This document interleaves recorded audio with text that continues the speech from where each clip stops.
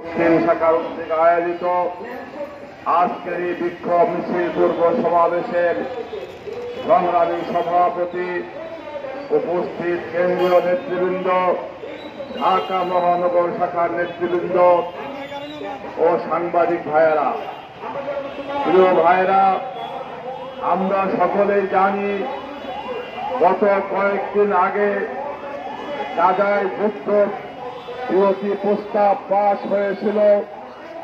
বিশ্ব বেহায়া লম্পট জারজ রাষ্ট্র ইসরায়েল সেই যুদ্ধ বিরতি প্রস্তাবকে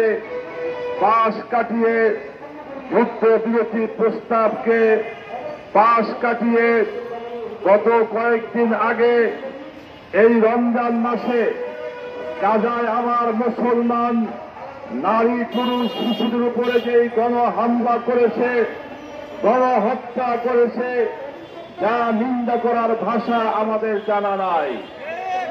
সংগ্রামী ভাইয়েরা আমার, ইসরায়েলকে মনে রাখতে হবে, আমরা মুসলমান জাতি যখন রক্ত দিতে জানি, আমরা যখন শহীদ হইতে জানি, মনে রাখতে হবে বিশ্ব মুসলিম ঐক্যবদ্ধভাবে একদিন এমনভাবে গর্জে উঠবে যেদিন ইসরায়েল নামক রাষ্ট্রের কোন নাম নিশানাও থাকবে না। সংগ্রামী ভাইরা আমার, এই ইসরায়েল এই মধ্যপ্রাচ্য থেকে পালনের পথও খুঁজে পাবে না। আজকে আমি বিশ্ব মুসলিম নেতৃবৃন্দকে বলবো, জাতিসংঘকে বলবো, আপনারা ঐক্যবদ্ধভাবে কূটনৈতিকভাবে বিশ্ব বেহায়া সন্ত্রাসী ইসরায়েলকে আপনারা চাপ প্রয়োগ করুন, তাকে প্রতিরোধ করুন এবং গাজার মুসলমান ভাইদেরকে রক্ষা করুন।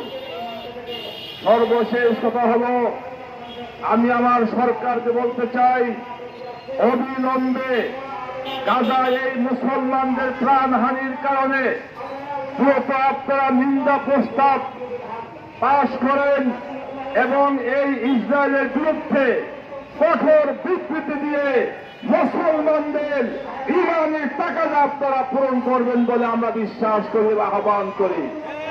আরেকটি বিষয় হল,